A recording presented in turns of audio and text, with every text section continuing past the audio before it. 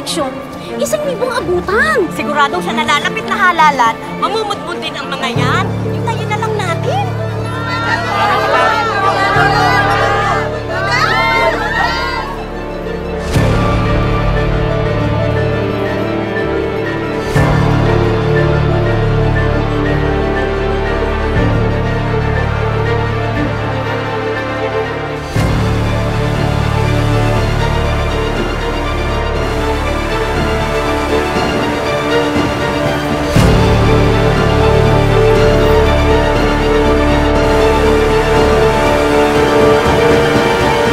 Matilde!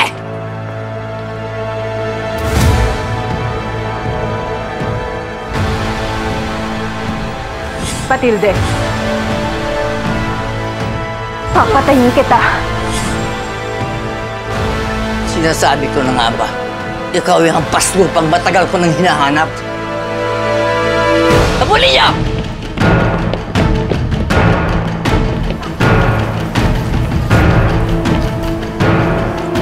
Sabi! Sabi! Sabi! Bilisan niyo! Asa na yun? Tara!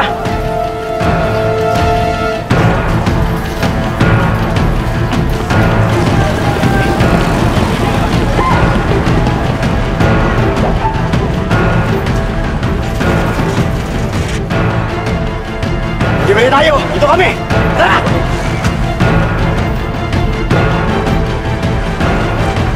Uy! Yan! Yan!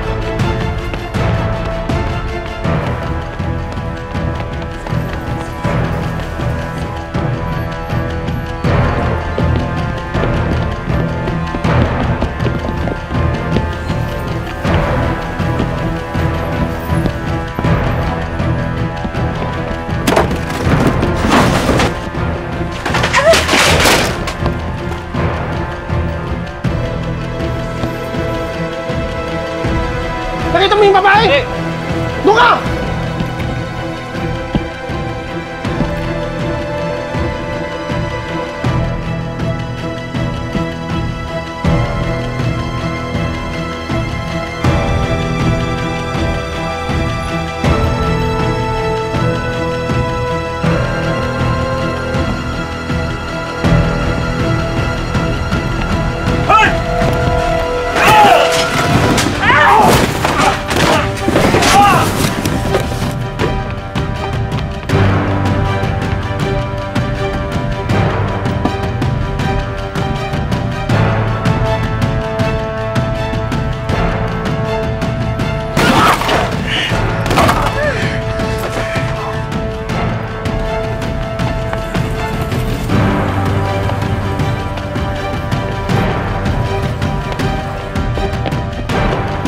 Oh, nasaan yung babae?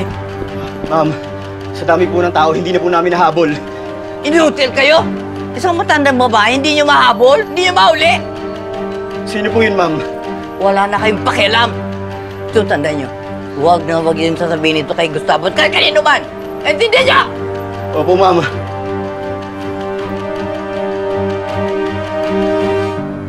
Buhay ka pa pala, Matilde. Ikaw nga ang babaeng nakita ko sa simbahan.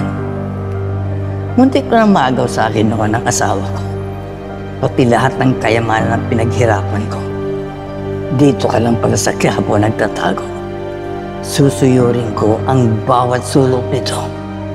Bawat iskinita at hindi magtatagal. Mapapalabas din kita sa lungga mo. Babawiin ko ang lahat ng kayamanan binigay sa iyo ni Gustavo. Manda ka, Matilde. Manda ka. Tangan niya ako. Binuntis. Matilde, bulaklak para sa'yo. At ito. Sa'yo din yan. Rian. Titulo ng mga lupain at ari-arian ko. Inilipat ko na sa pangalan mo. Dahil alam ko mas magagamit mo yan. Ayoko naman mapunta kay Pilar yan. Dahil matagal niya na akong pinakinabangan. Hinding-hindi mo mabibili ang pag-ibig ko. At mas lalo, kapatawaran ko.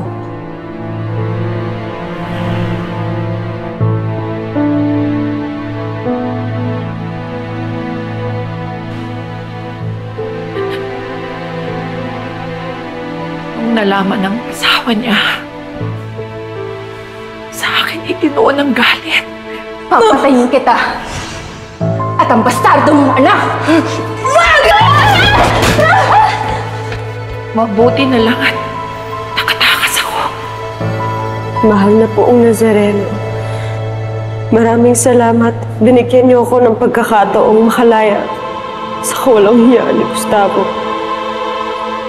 Nawa ay tulungan niyo ako dahil hindi ko na alam ang aking gagawin. Bigyan niyo ako ng lakas ng loob. Malapit na!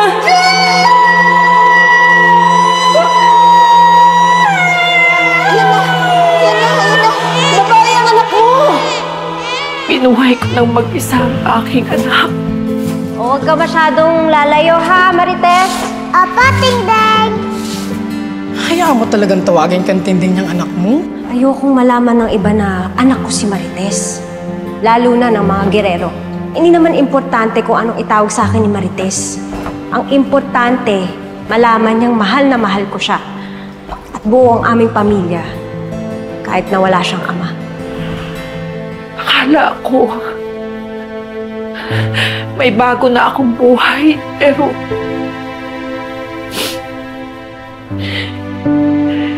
sinira ako ng sakit na ginawa ng mga taong yun sa akin.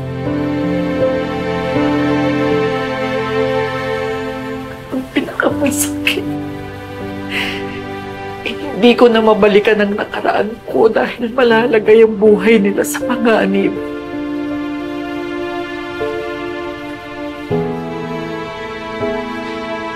Lalo na yung lalaking yun na araw-araw kang iniisip.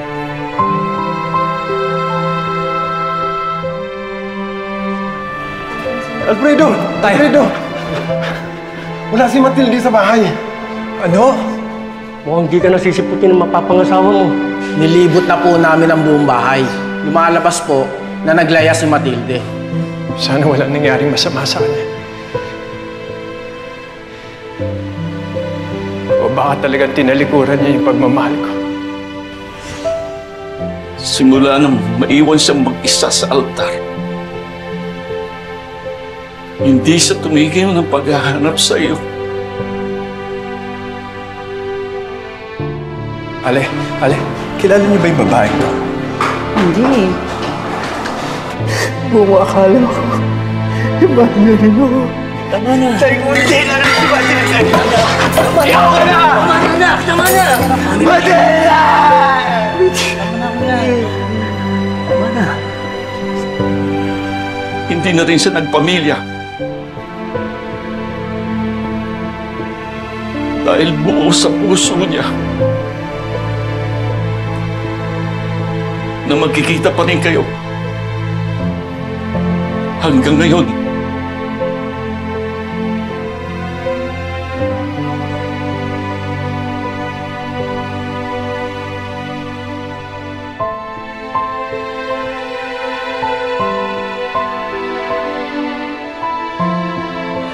Matilde.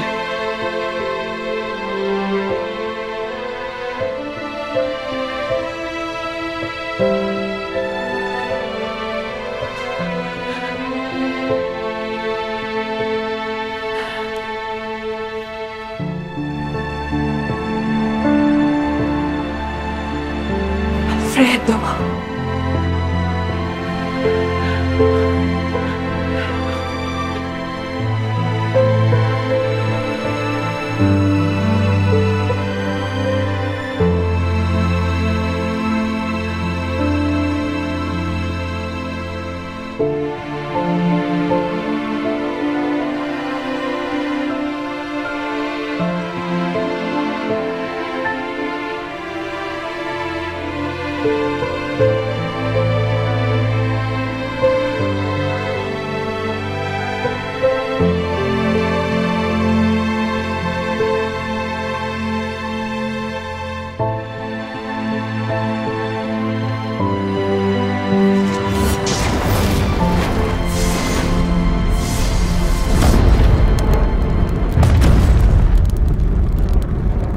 Kung ganon, pumapayag na kami.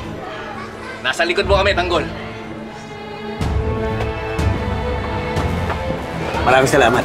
Bongga, tuloy na tuloy na! Mabuhay si Vice Mayor Jesus Nazareno! Mabuhay!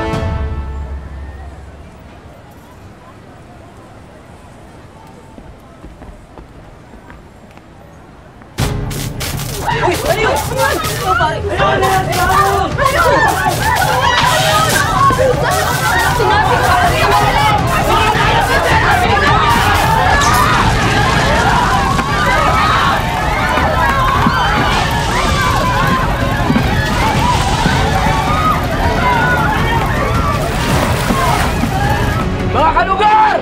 May sasabihin ako sa inyo! Si Tanggol tatakbong Vice Mayor! Payag ba kayo? Pagkakutan niyo ba siya? Mabuhay si Tanggol! Si Tanggol! Iboto si Tanggol! Mabuhay si Tanggol!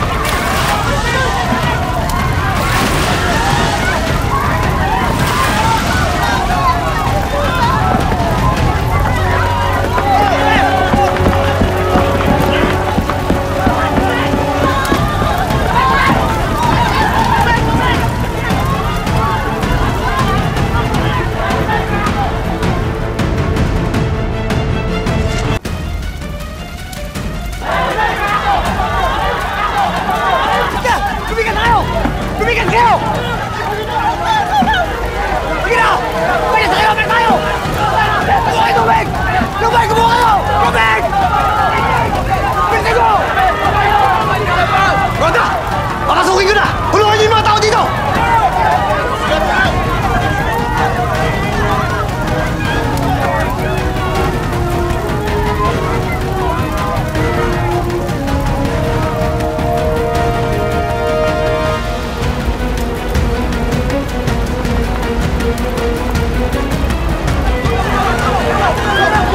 Tulungan natin na nasusunod! Tara! Mayor!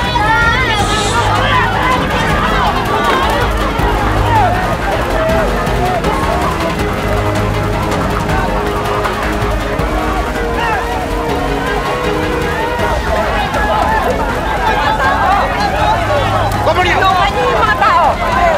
Bilis! Sarapas kayo! Sarapas! Pasok nyo! Tirahan nyo! Deng! Pumunta kayo dito sa Gonzalo! O dali mo lahat ng driver! Magdala kayo maraming tubig, ha? May malaking sunog dito!